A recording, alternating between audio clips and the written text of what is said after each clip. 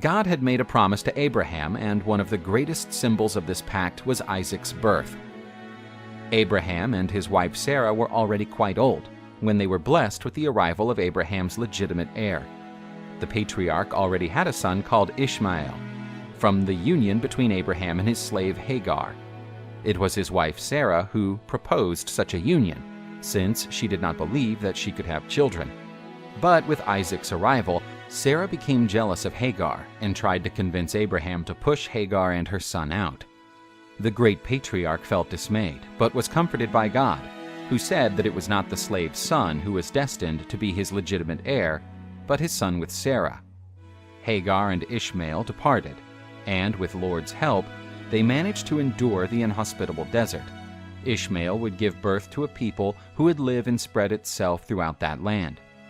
Isaac grew up, and everything proved that he was destined to carry the torch that would lead to the foundation of the nation of Israel. But Abraham was taken by surprise when he received a calling from God. The Creator said that Abraham would have to take his son to the region of Moriah to sacrifice his beloved son as a holocaust.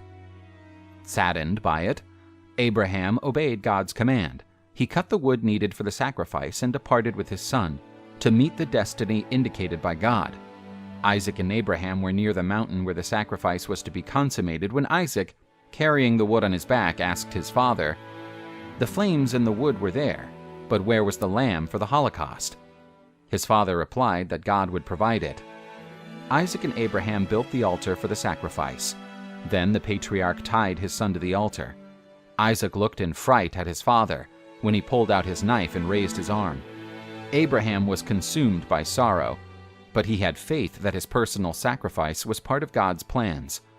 When Abraham was about to hit his son, he was stopped by a Lord's angel, who asked him to stop and spare the young man.